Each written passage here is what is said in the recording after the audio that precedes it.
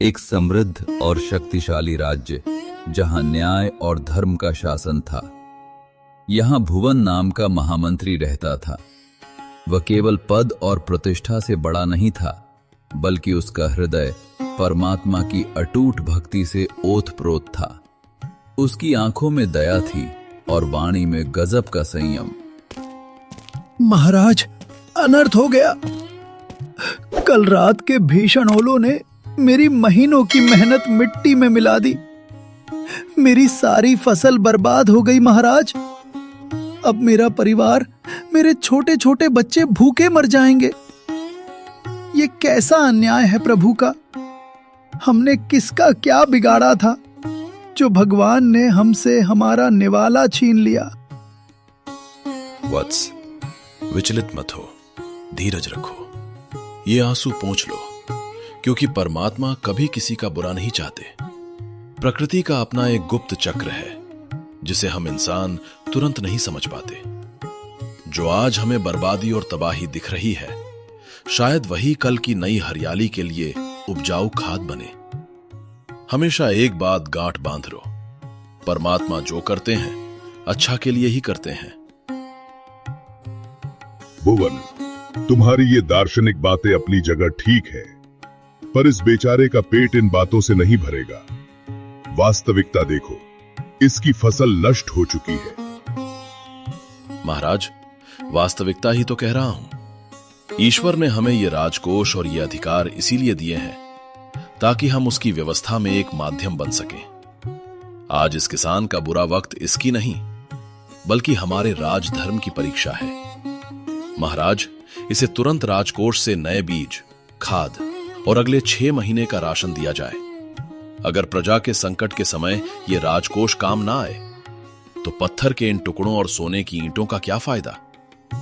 ईश्वर में हमें साधन दिए हैं ताकि हम दुखियों के आंसू पोंछ सकें। देखा तुमने, कैसा अजीब महामंत्री है ये। हर मुसीबत को ईश्वर की मर्जी कहकर टाल देता है और राजकोष लुटाने को धर्म कहता है। ये राजकाज क्या खाक चलाएगा। ऐसे लोग राज्य को नहीं, केवल मंदिरों को चलाने के लायक हैं। देखना, इसकी ये सादगी एक दिन इस राज्य को ले डूबेगी। रात का सन्नाटा गहरा था, पर भुवन के मन में विचारों का कोलाहल मचा था। कल का सूरज एक ऐसी परीक्षा लेकर आने वाला था जहां एक तरफ राजधर्म था और दूसरी तरफ जीव दया। राजा की आज्ञा पत्थर की लकीर थी, पर भुवन का हृदय किसी बेगुनाह का रक्त बहाने को तैयार न था। ये लोहे की ठंडी धार जो सिर्फ लहू मांगती है। कल महाराज मुझे अपने साथ उस शांत जंगल में ले जाएंगे जहां पशु पक्षी निर्भय होकर घूमते हैं। महाराज उसे वीरता का खेल समझते हैं, पर मेरा हृदय उसे केवल क्रूरता देखता है। हे विधाता, मैं इस धर्म संकट में फंस गया हूं। एक तरफ राजा की आज्ञा है जिसे टालना राजद्रोह है, और दूसरी तरफ तेरा बनाया हुआ जीवन है जिसे नष्ट करना महापाप है।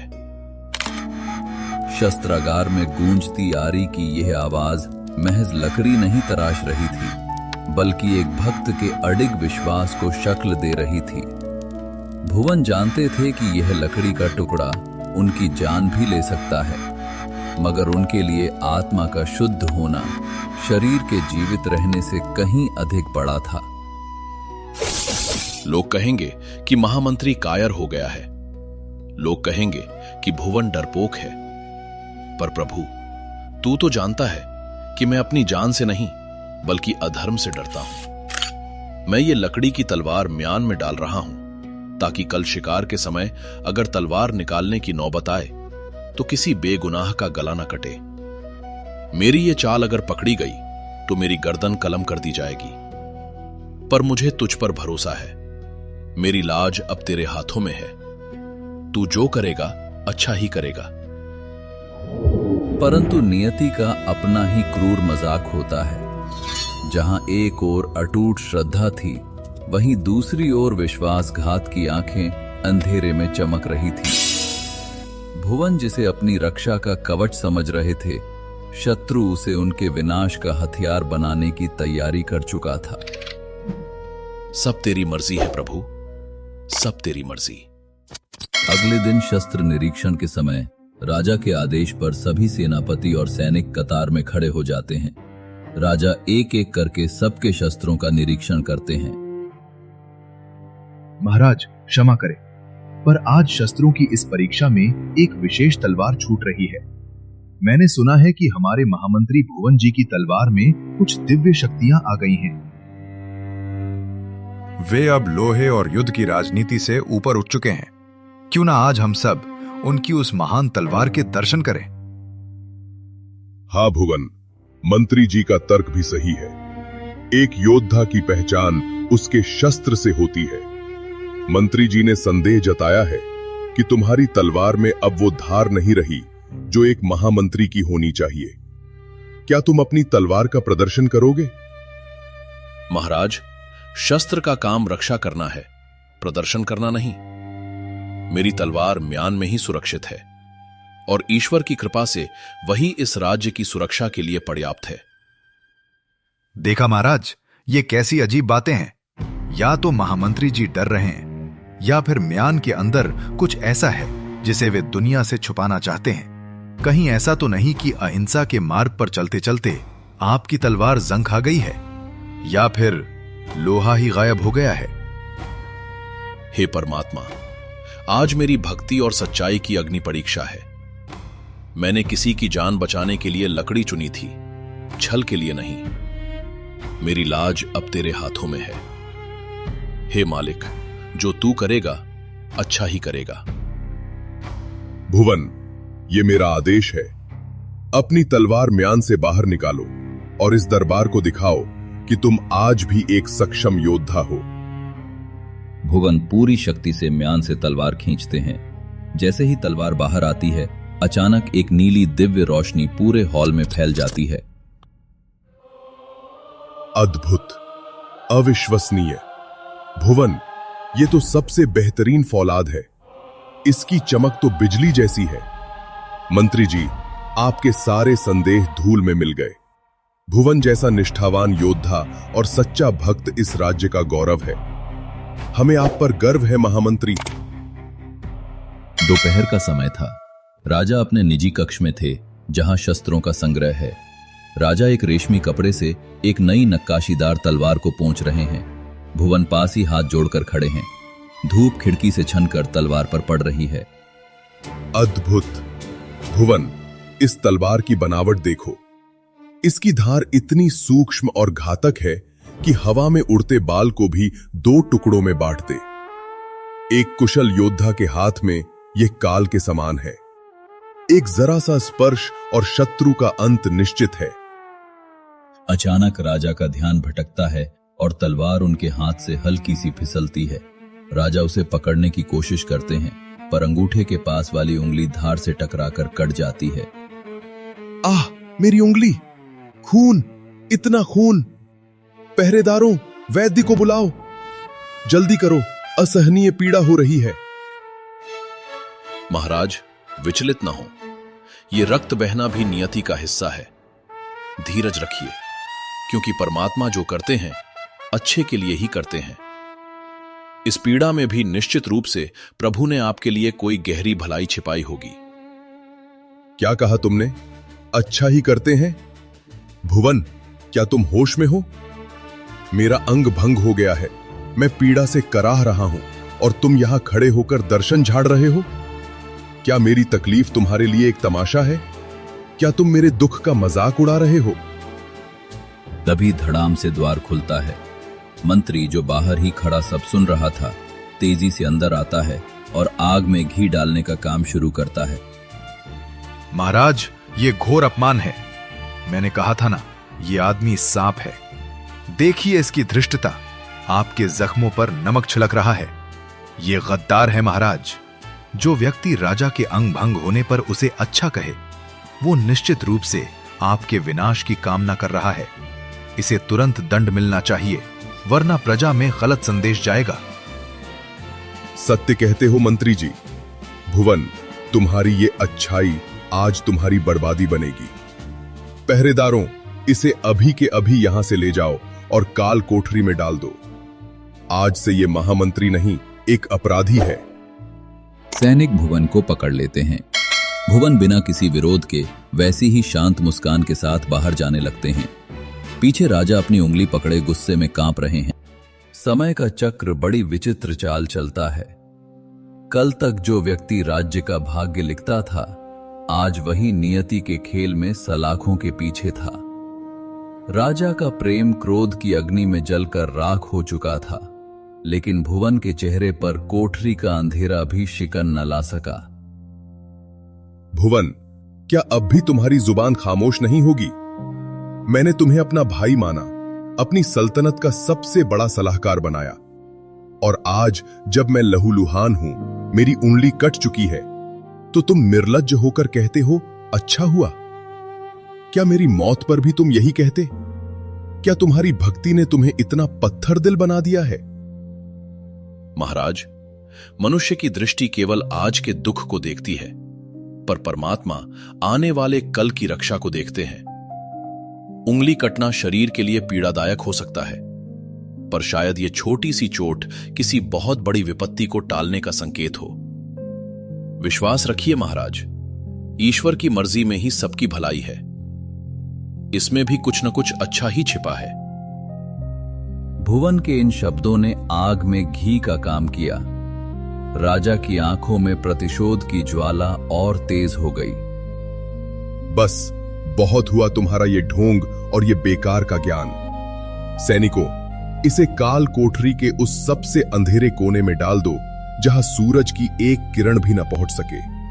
इसे भूखा रखो ताकि इसे अपनी गलती का एहसास हो। और मंत्री जी, आज से आप हमारे नए महामंत्री हैं। आपकी बुद्धि पर मुझे भरोसा है। जो आज्ञा महाराज। ये पद मेरे लिए सम्मान की बात है। अब इस राज्य में खोखले अंधविश्वास का नहीं, बल्कि तर्क और बुद्धि का शासन होगा। मैं आज ही पुराने नियमों को बदलने का आदेश देता हूं। अन्याय की जीत हुई थी और सत्य को बेड़ियों में जकड़ दिया गया था, पर भुवन के मन में कोई मलाल नहीं था। परमात्मा जो करते हैं अच्छा ही करते हैं। सत साहिब, सत साहिब। समय बीतता गया। उंगली का घाव तो भर गया, लेकिन राजा के मन में भुवन के प्रति कड़वाहट कम न हुई। दूसरी ओर नया महामंत्री अपनी चतुराई से राजा को अपनी उंगलियों पर नचा रहा था।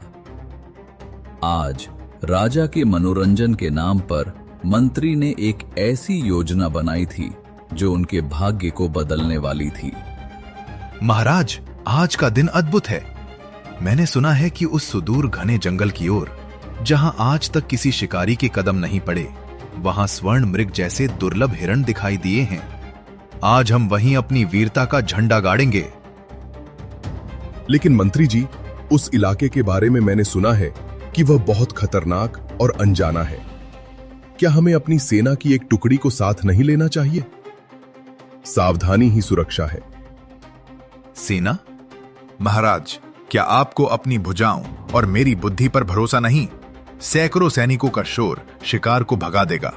हमारी वीरता और मेरी गुप्त रणनीति ही काफी है। हम चुपचाप जाएंगे और शिकार का आनंद लेंगे। वो कायर भुवन तो हमेशा जीव हत्या और शिकार के नाम पर कांपने लगता था, आपको डराता था, पर मैं आपके साथ हूं महाराज, डरिए मत। तुम सही कहते हो मंत्री जी। भुवन की बातों ने शायद मुझे भी थोड़ा कमजोर बना दिया था। आज हम बिना किसी डर के निकलेंगे। सैनिकों, तुम यहीं रुको, हम महामंत्री के साथ अकेले ही जाएंगे।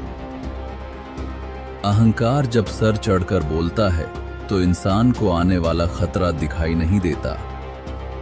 राजा और मंत्री अपने घोड़ों को एड़ लगाकर जंगल की गहरी और काली वादियों की ओर दौड़ पड़े। जंगल की शांति अक्सर एक आने वाले तूफान का संकेत होती है। राजा और उनके नए महामंत्री को अंदाजा भी नहीं था कि वे शिकार करने नहीं, बल्कि स्वयं शिकार बनने के लिए मौत के मुंह में चले आए हैं। यहाँ का कानून राजमहलों के कानून से बिल्कुल अलग और खौफनाक था। अचानक झाड़ियों से भयंकर युद्ध घोष और अजीबोगरीब चिल्लाने की आवाजें आती हैं। सैकड़ों आदिवासी हाथों में भाले और कुल्हाड़ियां लिए पेड़ों से नीचे कूदते हैं और झाड़ियों से बाहर निकलकर उन्हें घेर लेते हैं। मंत्री का घोड़ा डर कर उछलता है और मंत्री धड़ाम से जमीन पर गिर पड़ता है। वो धूल में लथपथ होकर कांपने लगता है। राजा अपनी म्यान से तलवार निकालने की कोशिश करते हैं, पर 5-6 आदिवासी एक साथ उन पर टूट पड़ते हैं और उन्हें दबोच लेते हैं। छोड़ दो हमें, दया करो, तुम्हें पता नहीं तुम किससे उलझ रहे हो। मैं इस राज्य का महामंत्री हूं और ये साक्षात हमारे महाराज हैं। तुम्हें जितना सोना चाहिए, जितनी मोहरें चाहिए, हम देंगे, बस हमें जाने दो। सोना? हमें तुम्हारे पीत धातु की भूख नहीं है अजनबी। आज हमारी वन देवी का महापर्व है। सदियों से इस दिन हम सर्वश्रेष्ठ बलि देते आए हैं। आज देवी स्वयं प्रसन्न है क्योंकि उन्हें 2 ऊंचे कद के स्वस्थ और सुंदर नर मिले हैं। तुम्हारी बलि से हमारे कबीले का कल्याण होगा। ये पागलपन है, हम किसी की बलि नहीं चढ़ेंगे, छोड़ो हमें। आदिवासी उनकी एक नहीं सुनते और उन्हें रस्सियों से जकड़कर एक पुरानी विशाल पत्थर की गुफा के अंदर घसीटते हुए ले जाते हैं। गुफा के अंदर चारों ओर मशालें जल रही हैं और बीच में एक भयानक बलि की वेदी बनी हुई थी। राजसी ठाट बाट अब बेड़ियों में बदल चुके थे।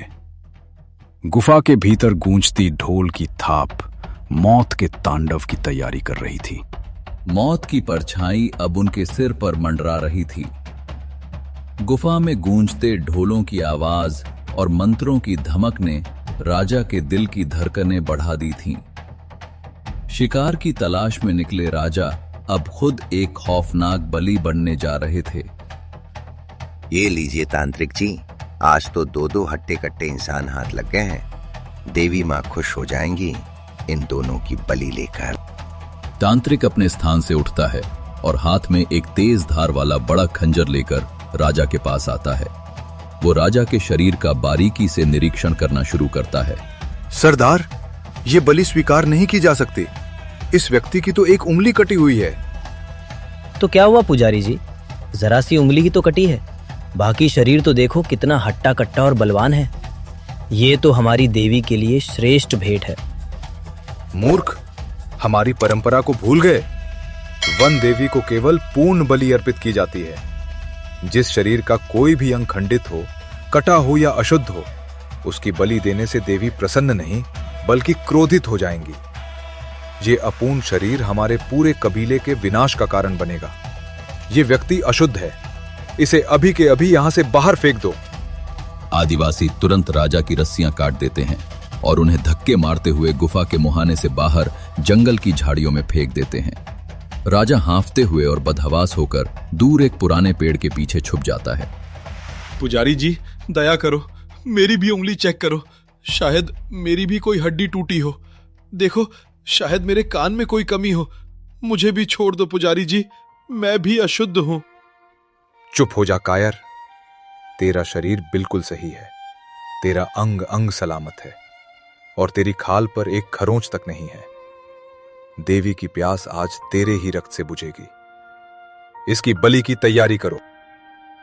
राजा ने दूर पेड़ के पीछे से देखा कि कैसे उनकी कटी हुई उंगली आज उनके लिए जीवन दान बन गई। उन्हें भुवन के वो शब्द याद आए, परमात्मा जो करते हैं अच्छे के लिए ही करते हैं। अहंकार का महल ढह चुका था। जो राजा कल तक अपनी शक्ति के नशे में चूर था, आज वह एक साधारण मनुष्य की तरह सत्य की शरण में दौड़ रहा था। उसे अपनी उंगली के घाव में अब दर्द नहीं बल्कि ईश्वर का आशीर्वाद नजर आ रहा था। भुवन, मुझे क्षमा कर दो मित्र, मैं अंधा हो गया था। तुम्हारी उस एक बात ने आज मेरी जान बचा ली। अगर उस दिन मेरी ये उंगली न कटी होती तो आज उन आदिवासियों ने मेरी गर्दन काटती होती। तुमने सच कहा था भुवन, परमात्मा जो करते हैं अच्छा ही करते हैं। मुझे माफ कर दो, मैंने तुम्हें इस अंधेरे में सड़ने के लिए छोड़ दिया। महाराज, शांत हो जाइए, स्वयं को दोष मत दीजिए। परमात्मा की लीला के तार बहुत गहरे जुड़े होते हैं। जिन्हें समझने में हम तुच्छ मनुष्यों को थोड़ा समय लग जाता है। जो हुआ वो नियति थी। लेकिन भुवन, एक बात मुझे अभी भी समझ नहीं आ रही। मेरी उंगली कटी और मेरी जान बच गई, ये तो मेरे लिए अच्छा हुआ। पर तुमने तो कोई पाप नहीं किया था, फिर भी तुम्हें महीनों इस सीलन भरी काल कोठरी में जंजीरों में जकड़े रहना पड़ा। इसमें तुम्हारे लिए क्या अच्छा छिपा था? महाराज, जरा ठंडे दिमाग से सोचिए। अगर आपने मुझे क्रोध में आकर जेल न भेजा होता तो मैं आपका सबसे वफादार सलाहकार होने के नाते उस शिकार पर आपके ठीक पीछे खड़ा होता। जब कबीले के तांत्रिक ने आपको अपूर्ण मानकर छोड़ दिया, तब वह किसकी ओर मुड़ता? मेरे तो सारे अंग सलामत थे महाराज, बलि आपके बदले मेरी दी जाती।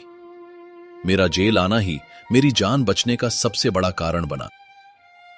राजा की आंखों से आज अज्ञान का अंधकार बह गया। उन्होंने समझ लिया कि जीवन की हर कड़वाहट, हर चोट और हर असफलता के पीछे ईश्वर का एक मीठा और गहरा सच छिपा होता है। ये वीडियो संत रामपाल जी महाराज के सत्संगों में बताई गई कहानियों से ली गई है और अधिक जानकारी के लिए आप हमसे स्क्रीन पर दिए गए नंबर के माध्यम से संपर्क कर सकते हैं और ज्ञान गंगा और जीने की राह में से कोई एक पुस्तक बिल्कुल फ्री में मंगवा भी सकते हैं।